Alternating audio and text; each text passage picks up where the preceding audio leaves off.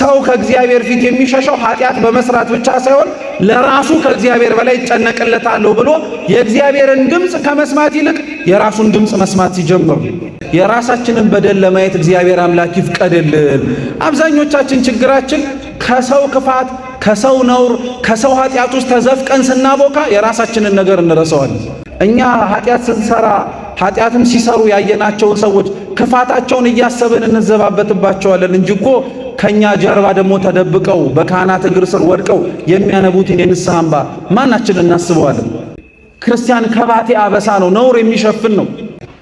ነውርን የምንገልጥና ክፋትን ለማውራት የምንሽቀዳደም ግን ከሆነ እውነቴን ልንገራችሁ በምድር ሊያልፍልን ይሆን ይችላል። ነገር ግን በሰማይ ግን እግዚአብሔር አምላክ ያየናል።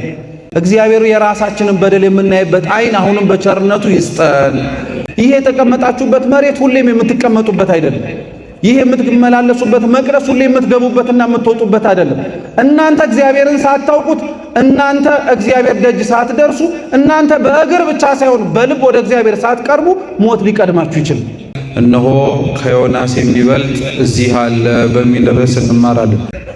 ዛሬ ከተሰበሰብንበት ከቅዱስ እስጢፋኖስ እንዲሁም ደግሞ ካለንበት ከዘመነ ክረምት ደግሞ አልፈን ቤተ ክርስቲያን ዛሬ የምታስበው ደግሞ ከነቢያት መካከል አንዱ የሆነውን በብሉይ ኪዳን ዮናስ ወይም ትንቢተ ዮናስ ተብሎ ተጽፎ የሚገኘውን በሐዲስ ኪዳን ደግሞ ራሱ ጌታችን ኢየሱስ ክርስቶስ ትምህርቱን ማሳያ አድርጎ ያስተማረበትን ታላቁን ነቢይ ቅዱስ ዮናስን በረከቱ ለሁላችን ትድረሰን።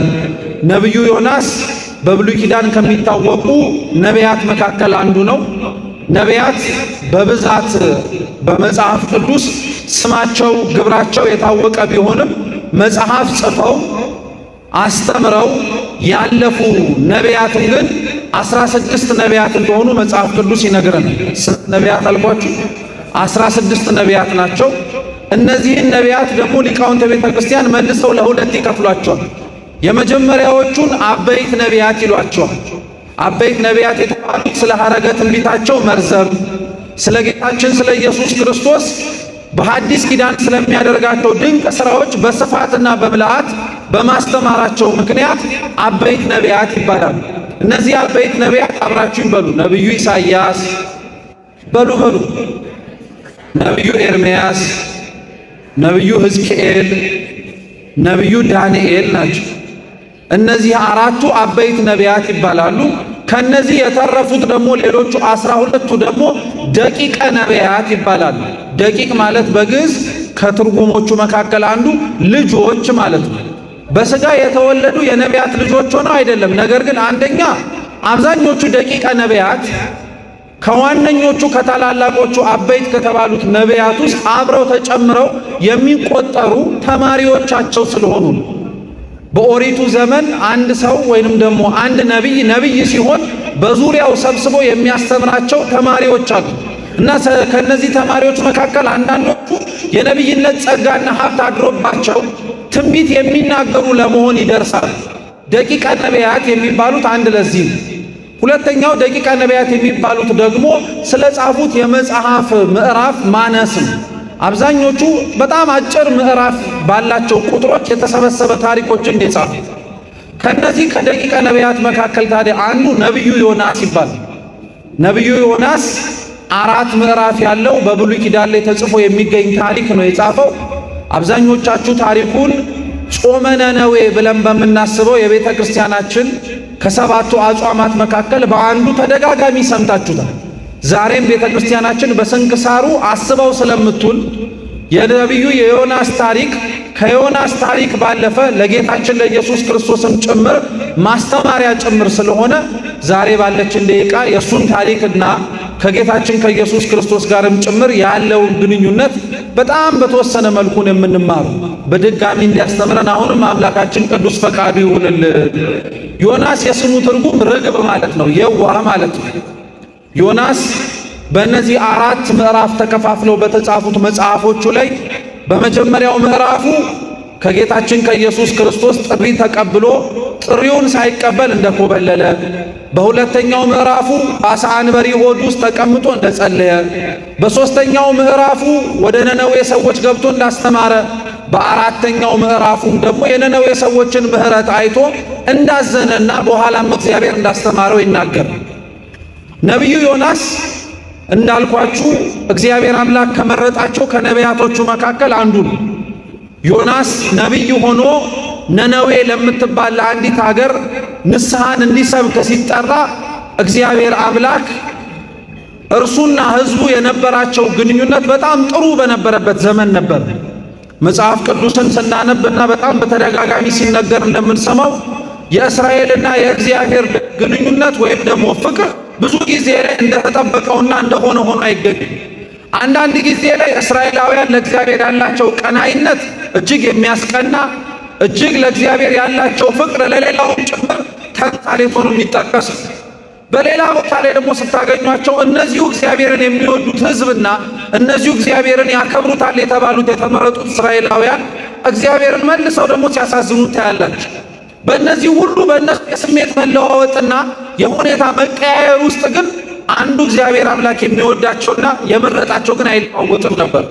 ክርስቲያኖች እኛ እግዚአብሔር ፊት እንለዋወጥ ይሆናል እንጂ እግዚአብሔር እኛ ፊት አይለዋወጥ፣ ባህሪው ራሱ አይደለም።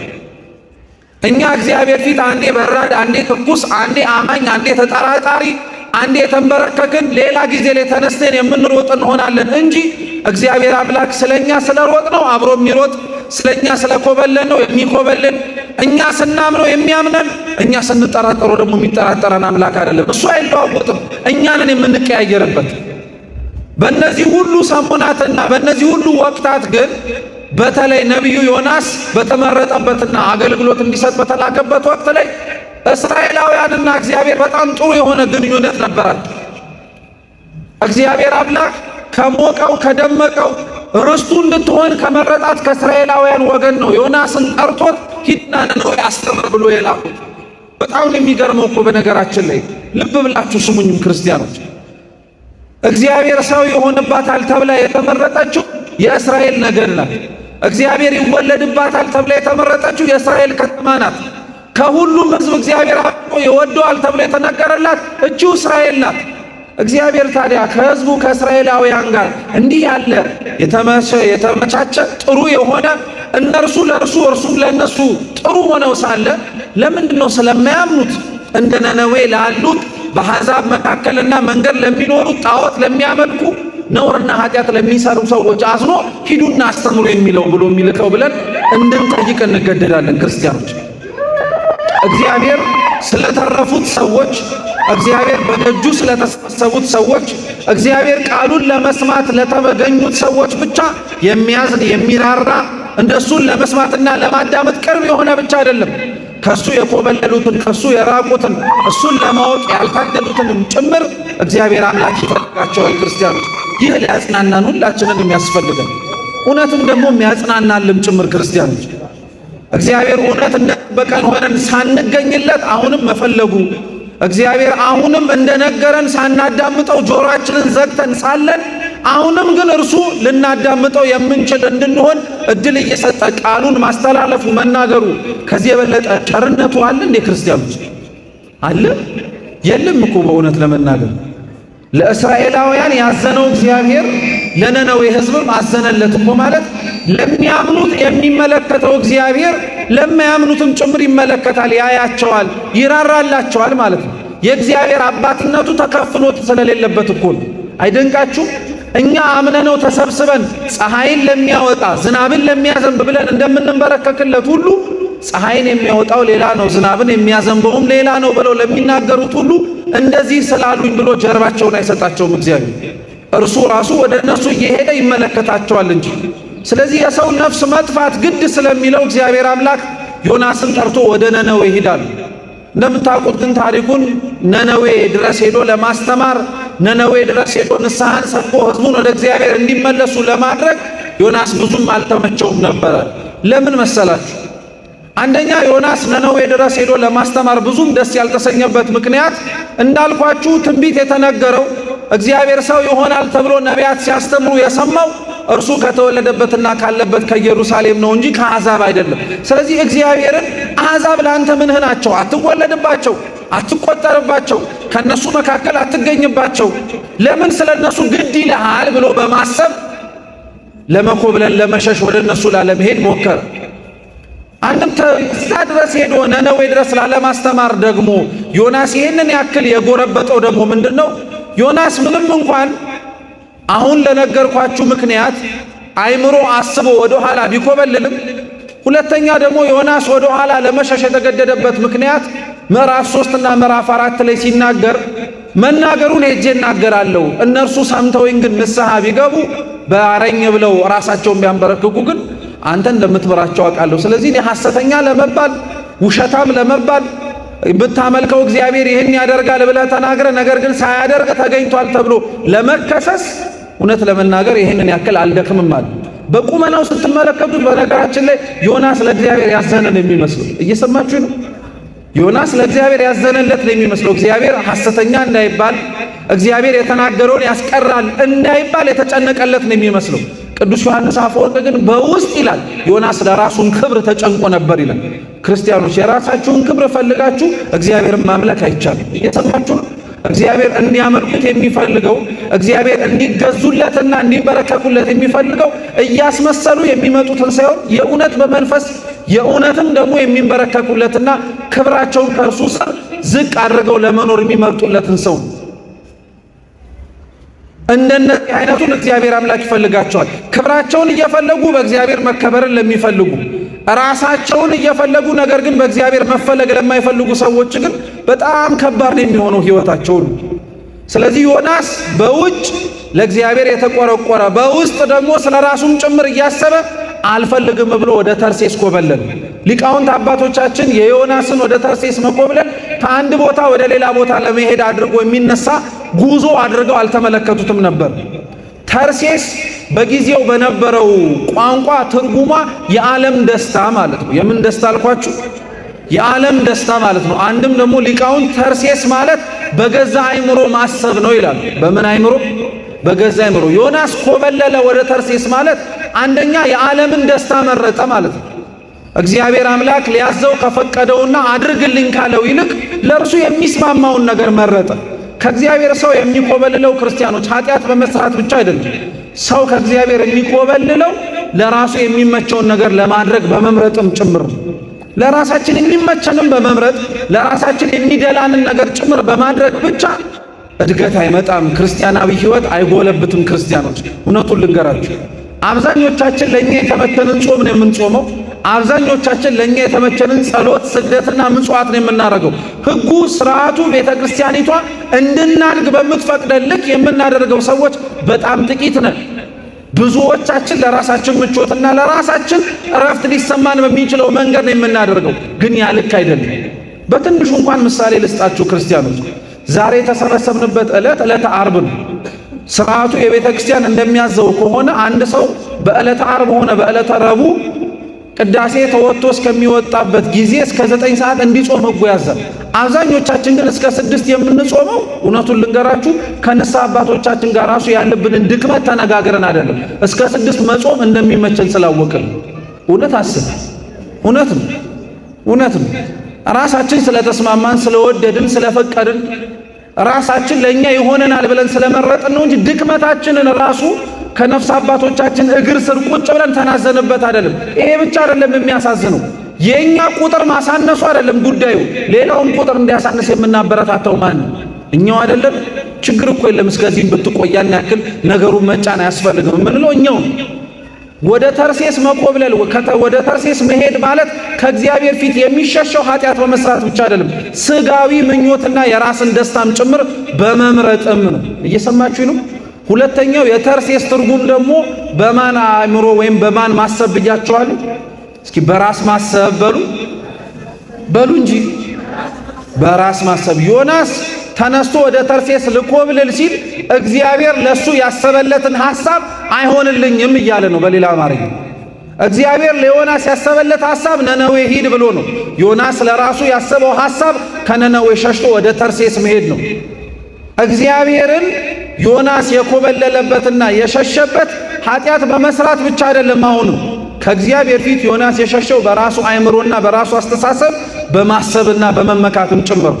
አሁንም ድጋሚ እላችኋለሁ ክርስቲያኖች ከእግዚአብሔር ፊት አሁንም እኛ እየሸሸን ያለነው በደል በመስራት ብቻ አይደለም፣ ለራሳችን ከእግዚአብሔር በላይ አውቅለታለሁ ብለን በመመጻደቃችን። እግዚአብሔር ለኛ ከኛ በላይ የሚያውቅልን ብቻ አይደለም፣ ከኛ በላይ የሚጨነቅልን፣ ከኛ በላይ የሚያስብልን፣ ከኛ በላይ ሁሉን ነገር ሊያደርግልን የታመነ ነው። የሚወደን ሰው እንኳን ክርስቲያኖች እግዚአብሔር ሊወደን ከሚችለው ፍቅር አንጻር እንኳን ሊወዳደር ሊነጻጸር አይችልም። ምሳሌ ልስጣችሁ። እግዚአብሔር አምላክ እና ሌላው ሰው የሚወዳችሁ ፍቅር ቅዱስ መጽሐፍ በተናገረው በአንድ ምሳሌ ራሱ አነጻጽረን እንመልከቱ። የትኛውም ያገባችሁ ሰው፣ የትኛውም የወለዳችሁት ልጅ፣ የትኛውም እስካሁን ድረስ ባልንጀራችሁ የሆነው ሰው የፀጉራችሁን ቁጥር ያውቀዋል? አታስቡበት። ሊያውቀውም አይችልም፣ አያውቀውም ጭምር። እግዚአብሔርስ ያውቀዋል? አያውቀውም? ያውቀዋል። ፀጉራችሁ ቁጥር ድረስ አውቀላችኋለሁ እኮ ማለት ይሄንን ያክል ፀጉርን አንድ በአንድ ቆጥረዋለሁ ብቻ ለማለት እኮ አይደለም። የፀጉር ብዛት ራሱ በእኔ ፊት የምጨነቅበት ጉዳይ ነው አለ። የፀጉር ብዛት ራሱ በጥቃቅኑ ያክል እኔ የማስብለት ማለት እኮ። የፀጉራችሁ ዘለላ ቀጭን ነው፣ ለአንተ የሚያሳስብህ ነገር በሙሉ ለእኔ ያሳስበኛል አለ። አንተ የፀጉር ዘለላ ብዙ እንደሆነ ሁሉ አንተ ልትጠላበት የምችልበት በእግዚአብሔር ፊት ልትዋረድበት የምችልበት ብዙ ምክንያት አለ። ከዛ ሁሉ ይልቅ ግን እኔ ልወድህ የምችልበትን እንደ ፀጉር ብዙ የሆነውን ምክንያት መረጥኩልህ አለ። እውነት እግዚአብሔር ስሙ የተመሰገነ ይሁን። ሊጠላ የሚችል ብዙ ነገር እያለን ሊወደን የሚችልበትን ምክንያት የሚፈልግ አምላክ ነው።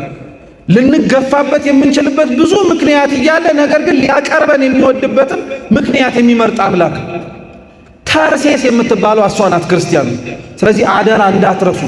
ሰው ከእግዚአብሔር ፊት የሚሸሸው ኃጢአት በመስራት ብቻ ሳይሆን ለራሱ ከእግዚአብሔር በላይ ይጨነቅለታለሁ ብሎ የእግዚአብሔርን ድምፅ ከመስማት ይልቅ የራሱን ድምፅ መስማት ሲጀምር። ሰው ከእግዚአብሔር ፊት የሚኮበልለው ኃጢአት በመስራት ብቻ ሳይሆን እንዳልኳችሁ ለራሱ ሐሳብና ስጋዊ ነገር እየተጨነቀ እግዚአብሔርን መስማትና ማዳመጥ አልፈልግም አሻፈረኝ ማለት የነበረበት ጊዜ ላይ። ስለዚህ ዮናስ ተነስቶ ወደ ተርሴስ መኮብለል ጀመረ። ብዙም ሳይርቅ ብዙም ሳይሄድ እዛው የነበረበት መርከብና ተሳፍሮ የሚሄድበት ጀልባ ላይ ግን ታላቅ ማዕበል መጣ። በጣም ነው የሚገርማችሁ። አንዳንድ ሰው አላስተዋይነቱና አንዳንድ ሰው አለመረዳቱ በጣም እየተጫነው ሲመጣ ያስተማረውን ትምህርት ራሱ ይረሳዋል። እየሰማችሁ ነው። ዮናስ እኮ ዛሬ የሸሸባትን ባህርና ከእግዚአብሔር ፊት አመልጥበታለሁ ብሎ እየኮበለለበት ያለበትን ያቺን ውቅያኖስ ሰማይና ምድር የእግዚአብሔር ነው ብሎ ካስተማረባት ነው። ዛሬ ግን ሲጨልምበት በራሱ ማሰብ ሲጀምር፣ ዛሬ ግን ከራሱ ሐሳብ ጋር ተስማምቶ ለሱ የሚሆነውን አደርጋለሁ ብሎ ሲናገር ባህር ላይ ሆኖ ከእግዚአብሔር ፊት የሚያመልጥ መሰለ። አንዳንዶቻችን የዮናስ ጠባይ ስላለብን ነው ክርስቲያኖች። ከእግዚአብሔር ፊት ማንም ሰው መሸሽና ማምለጥ አይችልም። ኃጢአት የሰራንበትን ቦታ አለ፣ ሌላ ቦታም ተደብቀን የምንሰራበትን ቦታ ማን አለ? ክርስቲያኖች፣ እግዚአብሔር አለ፣ ያያል። ጽድቅ ስንሰራ ተደብቀን ባለንበትም ስፍራ ያያል። በገሃድ የምናደርገውንም መልካም ተግባር ማን ያያል? እግዚአብሔር ያያል። ማንም ከእግዚአብሔር ፊት መሰወር አይችልም። ማንም ከእግዚአብሔር ፊት መሸሸግ አይችልም። ለዮናስ ግን መሰለው። የዋህ ስለነበረ መሬት ላይ ሆኜ የምራመድበትም ሁኔታ ላይ ስለተገኘው ነው በጣም በተደጋጋሚ እየመጣው የሚነዘንዘኝ አለ። እንደዚሁ አይነት ጸባይ ያለብንም ሰዎች አለ። ቤተ ክርስቲያን ስላገኘን እግዚአብሔር አምላክ በጣም በተደጋጋሚ ንስሐ ግቡ ንስሐ ግቡ ንስሐ ግቡ ሲባል እኔ ነኝ እንደ ንስሐ ግቡ ተብዬ መመከርና መዘከር የነበረብኝ? ሌላ ስንት ሜዳ ላይ የወደቀና ሌላ ስንት ከእግዚአብሔር እቅፍ የራቀ ሰው እኮ ነው ይሄን ስብከት መስማት የሚያስፈልገው። ሌላ ስብከት ሲኖረን መጥቼ እማራለሁ ብለን እኮ የሸሸን ብዙ ዮናሶች አለን። ታውቃላችሁ? ለኛ የሚነገረው ትምህርት ለኛ ያልመሰለን ተቀምጠን በእግዚአብሔር መስታወት ፊት የራሳችንን ፊት ሳይሆን የሌላውን ፊት ለማየት የሌላውንም ሕይወትም ጭምር ለመመልከት የሚያቃጣን ሰዎች አሉ። ዮናስ ማለት እሱ ነው። ዮናሶች እኛው ነን። ሌላ ብዙ ዮናስ አትፈልጉ። የዮናስ ታሪክ በውስጡ የኛው ታሪክ ነው ያለበት። ተነስቶ በተሳፈረበት መርከብ ላይ እግዚአብሔር የለበትም ብሎ ባሰበበት ባህር ላይ ግን ራሱ አምላካችን መድኃኒታችን ኢየሱስ ክርስቶስ ግን የተሳፈረበትን መርከብ አስጨነቀው። በባህር ይሳፈር የነበረውን ዮናስን ነፋስ አስነሳበት፣ ሰዎችን አስነሳበት፣ ዙሪያው ላይ የነበሩትን ነገሮች በሙሉ ቀሰቀሰበት። ልብ ብላችሁ ስሙ። ዮናስ የተሳፈረበት መርከብ ላይ አንደኛ ነፋስ ተነሳ። እስኪ ነፋስ ተነሳ በሉ እንጂ። ውቅያኖሱም ተናወጠ። እስኪ በሉ። በጣም ጥሩ። ከውስጥ ደግሞ ሰዎች ተናገሩት በሉ፣ ቀሰቀሱት።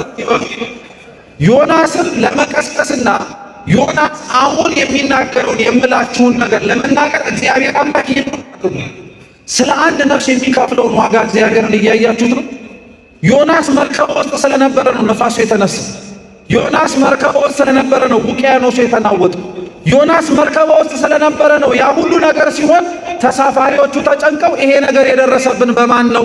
ይሄ ነገር የሆነብን በምን ምክንያት ነው ብለው እንዲያስቡ ያደረጋቸው ዮናስ ስለነበረባት ነው። ያችን መርከብ እሱ ከተኛበት ቦታ ላይ ሄደው ቀስቅሰው ኧረ እባክህ ስለ ወደ ፈጣሪ ጩህ ብለው የተናገሩ። ስለ አንድ ነፍስ ምክንያት እግዚአብሔር አምላክ ሌላዎቹንና ዙሪያው ላይ ያሉትን ሰዎች በሙሉ እንዴት እንደሚበጠብጣቸው አያችሁ። ስለ አንድ ነፍስ ምክንያት እኮ ነው። ዮናስን ለማትረፍ ብሎ እኮ ነው ይሄንን ሁሉ ሕዝብ ይሄንን ሁሉ በመርከቡ ላይ ተሳፍሮ የነበረውን ሰው ምን መጣብን ብለው እንዲጨነቁ ያደረጋላቸው። አያችሁት? እግዚአብሔር አምላክ የኔና የእናንተን አንዲትን ነፍስ ለማትረፍ ዙሪያው ላይ ያሉትን ነገሮች በሙሉ ይጠቀማል። አስተዋይ የሆነ ልቡናና ሊያስብ የሚችል አይምሮ ሁላችንም ሰጥቶን አይነ ልቡናችንን ቢያበራልን እንኳን እግዚአብሔር ቆሙ በሚያስተምር መምህር ቀርቶ ዙሪያችን ላይ ባለው ስነ ፍጥረት በሙሉ ወደሱ እንድንመለስ ነው የሚጠራን። መስማት እንድንችል እግዚአብሔር ጆሮአችንን ይክፈትልን። ለዮናስ ሰባኪ አልቆመለትም፣ ነፋስ ነው የተናገረው። ለዮናስ መምህር አልቆመለትም፣ ውቅያኖሱን የተናወጠው። ለዮናስ አልፎ ተርፎ እሱን የሚመስል እሱ የሚያምነውን አምላክ የሚያመልክ ሰው አይደለም ቆሞ የተናገረው።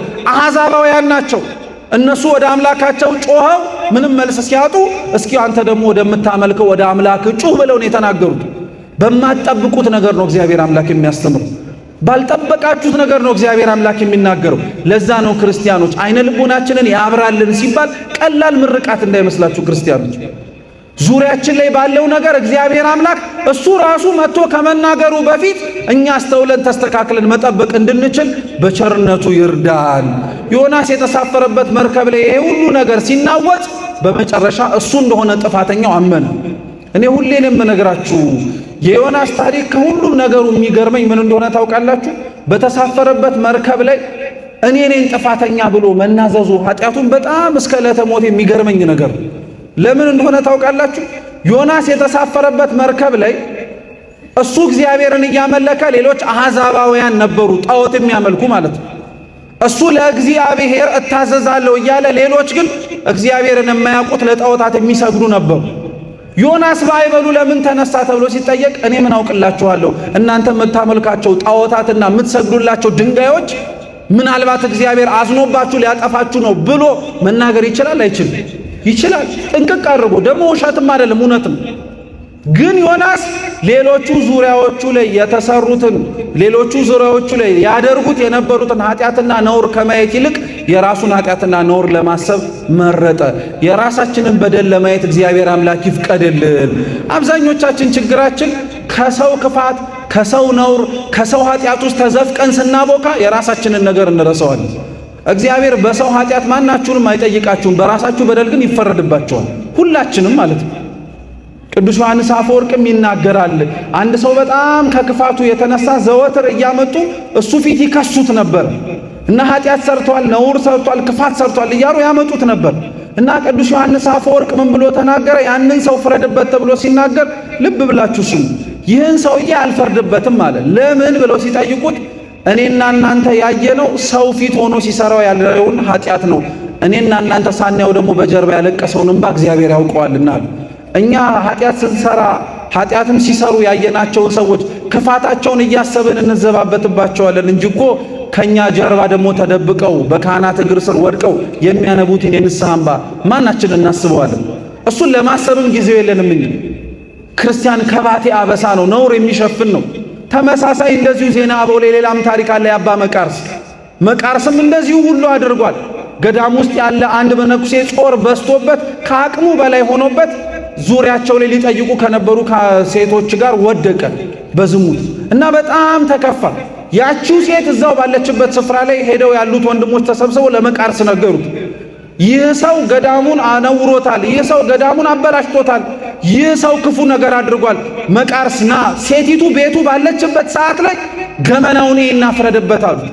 አባ መቃርስ ገና ከሩቅ ሲመጣ ድምፁን እያሰማ እጁን እየጸፋ እያጨበጨበ መጣ። ለምን ይመስላችኋል? መምጣቱን ከሩቅ ሰምቶ ያስገባትን ሴት የሆነ ነገር ማድረግ እንዲችል እኮ ነው። ልብ ብላችሁ ስሙ። አስተማሪ ታሪክ ነው። ሰውን ኃጢአቱን እንዴት መሸፈን እንዳለበት መቃርስ እንዴት እንዳስተማረ ነው። በሩ ላይ ሲደርሱ ያቺን ሴት ሳጠራ ውስጥ አስገብቶ መቃርስ ደበቃት። መነኩሴው ደበቃት። ልክ መቃርስ እንደገባ ወዲያውኑ መቀመጫ አዘጋጁልኝ አለና ልጅቲቱ የተደበቀችበት ሳጠራ ላይ ምንጣፍ አስነጠፈና ቁጭ አለ። ቤቱን በሙሉ ፈልጉታል። ቢፈልጉ ልጅቲቱ የለች። አዘኑ ሰዎቹ በሙሉ። ለካ ወንድማችንን እንዲሁ ለካ በነውር ነው የከሰስነው፣ በክፋት ነው የከሰስነው ማለት ነው ብለው ተጸጽተው ወጡ። ልክ እንደወጡ ግን ወዲያውኑ ቅዱስ መቃርስ ተነሳና ሳጠራውን ከፍቶ ነው ውጭ ያለ። እርሱን ማሳሳትሽ ሲያንስ አንቺም ደግሞ መበደልሻልና ሁለቱንም ከመፍረድ ይልቅ ለእርሱም ንስሐ ሰጥቶት እሷንም አስተምሮ አመንኩሷት ለክብር አበቃት። ሰው ከባት ያበሳ ከሆነ ፍቅር ካለው እውነቴን የምነግራችሁ ክርስቲያኖች ማንንም ነገርና ምንም ሁኔታን መለወጥ ይቻላል። ነውርን የምንገልጥና ክፋትን ለማውራት የምንሽቀዳደም ግን ከሆነ እውነቴን ልንገራችሁ በምድር ሊያልፍልን ይሆን ይችላል። ነገር ግን በሰማይ ግን እግዚአብሔር አምላክ ያየን። ስለዚህ ዮናስ ክፋታቸውን እያየና እያስተማረ መናገር ይችል ነበር። ግን የማንን ኃጢአት ማየት መረጠ አልኳችሁ? መልሱ እንጂ የራሱን ኃጢአት ለማየት መረጠ። እኔ በደልኩኝ አለ። ይሄ ታዲያ አይደንቅም? ዮናስ ያለባት መርከብ እኮ በሐዲስ ኪዳን ቅዱስ ዮሐንስ አፈወርቅ የቤተ ክርስቲያን ምሳሌ ናት ይላል። በቤተ ክርስቲያን ውስጥ ማን ነው ስለሚሆነውና ስለሚደረገው ነገር በሙሉ አይቶ ይህ የመጣው በእኔ በደል ነው የሚላለ ይላል። ሌላው እየተጠቋቆመ በገሌ በደል ይሄ ምክንያት ደረሰብን ይላል እንጂ አለ እግዚአብሔር የራሳችንን በደል የምናይበት አይን አሁንም በቸርነቱ ይስጠን። ዮናስ ስለዚህ ይህንን አለ፣ አውጥታችሁ ጣሉኝ አለ። ጣሉት። ሲጥሉት ራሱ ተጨንቀው ነው የጣሉት። በጣም ነው የሚገርማቸው። ጥፋተኛ እኔ ነኝ ብሎ እንኳን እየነገራቸው አሕዛባውያን ሆነው ራሱ በጣም ተጨንቀው ነው የጣሉት። እንደው ይህ ሰው መጨረሻው ምን ይሆን ፈራ ተባ እያሉ ለማትረፍ እየፈለጉ ከኛ መካከል በደለኛው ይሄ ነው፣ በሱ ምክንያት ነው ይሄ የመጣው ተብሎ ቢነገር ማን እናዝንለታለን? አንስተን አሽቀንጥረን ነው እንጂ የምንጥለው ዋናው ሰላም ይሁን እንጂ ብለን ስንቱን እኮ እንደዛ እያደረግን ማግደን ጨረስ ነው ክርስቲያኖች። የራሳችንን ኃጢአት ከማየትና ነውራችንን ከማወቅ ይልቅ የሌላው በደል ስለታየ የነሱ ጥፋት ነው ይሄ ያመጣብን እያልን ስንቱን ማገድን። ግን ምን ለውጥ አየን? እስካሁን ድረስ ራሳችን ነበር ማልቀስ የነበረብን። እኔ ነኝ ብለን ነበረ መውደቅ የነበረብን። ይቀጥልና ራሱ ቅዱስ ዮሐንስ አፈወርቅ ዮናስ የተጣለባት ባህር የንስሐ ምሳሌ ናት ይላል። የምን ምሳሌ ናት? የንስሐ ምሳሌ ናት። ሰው ራሱን በደለኛ ነኝ ብሎ አምኖ እንዲጥልበት የሚፈለገው ባህር የንስሐ ባህር ነው። ታጥቦ ንጹሕ የሚሆንበት ውሃ ድፍን ያነጻልና ይላል ቅዱስ ዮሐንስ አፈወርቅ። ወደ ባህር ጣሉት።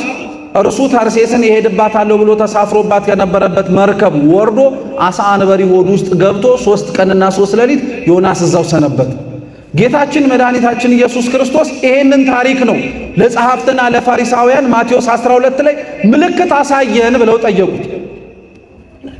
ዮናስ ከተነገረው ምልክት በላይ ለእሱም ከተደረገው አዲስ የሆነ ነገር አላሳያችሁም።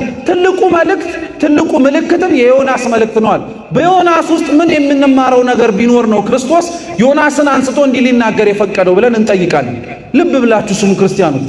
የብሉይ ኪዳን በተለይ የነቢያት መጽሐፍ አብዛኞቹ ሳይሆን ሙሉ በሙሉ የሚናገሩት ስለ ጌታችን ስለ ኢየሱስ ክርስቶስ ነው። ልብ ብላችሁ ስሙ።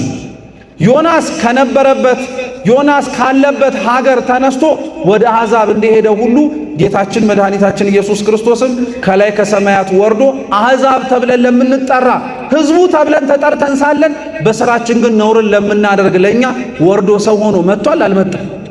መልሱ እንጂ መጥቷል። ሁለተኛስ ዮናስ በንጽጽር ደግሞ ስታቀርቡት ዮናስ ሂድና ወደ አሕዛብ አስተምር ተብሎ ሲላክ አይ አሻፈረኝ አልሄድም ብሎ ነበር። ክርስቶስስ ወደማያምኑት ሂድ ሲባል አይ እኔ ለሚያምኑት ብቻ ነው የመጣሁት ብሏል? አይደለም። ተደጋጋሚ ሲናገር ራሱ የነበረው ለጻድቃን ሳይሆን ለማን ነው የመጣሁት እያለ ነው። ለኃጢአተኞች ጤነኞች ለሆኑት ሳይሆን ምኖች ለሆኑት ነው የመጣው።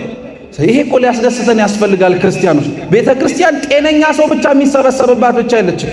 እንደኔና እናንተ የታመመ በሥጋውም በነፍሱም ከእግዚአብሔር ለመቅረብ ጉድለት ያለበት ሰው የሚገኝበት። ዮናስ ወደ ተርሴስ ሲሸሽ አሕዛብን አላስተምርም ሲል ክርስቶስ ግን አሕዛብን ለማስተማር መጣ። ዮናስ የተሳፈረባት መርከብ ውስጥ ሆኖ ብዙ ሰዎች በሱ ምክንያት እግዚአብሔርን እንዲያውቁት ተደረገ። ያቺ መርከብ ቅዱስ ዮሐንስ አፈወርቅ ምንድናት ይላል? የክርስቶስ የመስቀሉ ምሳሌ ናት ይላል። ዮናስ መርከብ ውስጥ ሆኖ ሕዝቡ እግዚአብሔርን እንዳወቀ ሁሉ በጌታችን በኢየሱስ ክርስቶስ በመሰቀሉ አሁን ባለንባት በዓርብ በቀን በ6 ሰዓት በመስቀል ላይ በመገኘቱ ምክንያት እግዚአብሔርን አምኗል። አላመኑ? አምነዋል እኮ። የማቴዎስ ወንጌል ምዕራፍ 27 ላይ ክርስቶስ በመሰቀሉ ምክንያት በዙሪያው ላይ ይደረጉ የነበሩ ተአምራትን አይተው እውነት የሰቀልነው የእግዚአብሔር ልጅን ነው ብለው እኮ ሰዎች አምነው። ዮናስ የነበረበት መርከብ ውስጥ የነበረበት ሁኔታ የመስቀሉ ምሳሌ እንደሆነ ሁሉ ከዛ ከመስቀል ላይ ጌታችን መድኃኒታችን ኢየሱስ ክርስቶስ ወርዶ ወዴት ነው የገባው? ወደ መቃብር።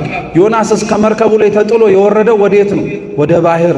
ክርስቶስስ ማቴዎስ 12 ላይ ዮናስ በአሳ አንበሪ ሆድ ውስጥ 3 ቀን 3 ሌሊት እንዳደረው ሁሉ የሰው ልጅም በብልህ ልብ በተባለ በመቃብር ውስጥ ስንት ቀን ያድራል አለ? 3 ቀን። እያወራ የነበረው ጌታችን ኢየሱስ ክርስቶስ ስለ ዮናስ ብቻ ሳይሆን በዮናስ ውስጥ ስለነበረው ስለ ራሱም ጭምር ነው። ስለ ራሱም ጭምር ነው። ለዛ ነው ክርስቶስ ከዮናስ የሚበልጥ እዚህ አለ አላቸው። ዛሬ በተሰበሰብንበት ደግሞ እውነትም ለመናገር ከዮናስ የሚበልጥ ደግሞ እስጢፋኖስ አለ። ማን አልኳችሁ? እስጢፋኖስ አለ። እውነት እኮ ነው። ዮናስ አሕዛብን ለማስተማር የኮበለለ ነበረ። እስጢፋኖስን አሕዛብን ለማስተማር ግን የጸና ነበረ። ዮናስ የነበረበትንና የተነገረበትን ረስቶ ያንቀላፋ ነበረ። እስጢፋኖስ ግን በመንፈስ ቅዱስ ተሞልቶ የሚወረወርበትን ድንጋይ እንኳን ሳይሰማው ቀና ብሎ አምላኩን እያየ የሚያደርጉትን አያውቁምና ምን አድርጋቸው አለ? ይቅር በላቸው ብሎ የጸለየ ነው። ከዮናስ የሚበልጥ እውነትም እስጢፋኖስ አለ ማለት ነው። እስጢፋኖስ እንዲህ ያለ ሰማዕት ነው። እስጢፋኖስ እንዲህ ያለ ቅዱስ አባት ነው ብለን የምንናገርለት ለዚህ ነው። ወቅቱ ሰሞኑ ያለንበትም ጊዜ ክርስቲያኖች ይህን እንድናስታውስ የሚያደርገን ከዮናስ የሚበልጥ ያለበት እስጢፋኖስ፣ ከእስጢፋኖስም የሚበልጥ የእርሱ አምላክ ጌታችን ኢየሱስ ክርስቶስ ቅዱስ ሥጋው ክቡር ደሙ በሚፈተትበት መቅደስ ውስጥ ያለን ሁላችን እኛ እውነቴን ነው የምነግራችሁ ክርስቲያኖች የተሰጠንን በጎ ዕድል መጠቀም አለብን። ይሄ የተቀመጣችሁበት መሬት ሁሌም የምትቀመጡበት አይደለም። ይሄ የምትመላለሱበት መቅደስ ሁሌ የምትገቡበትና የምትወጡበት አይደለም። እናንተ እግዚአብሔርን ሳታውቁት፣ እናንተ እግዚአብሔር ደጅ ሳትደርሱ፣ እናንተ በእግር ብቻ ሳይሆን በልብ ወደ እግዚአብሔር ሳትቀርቡ ሞት ሊቀድማችሁ ይችላል።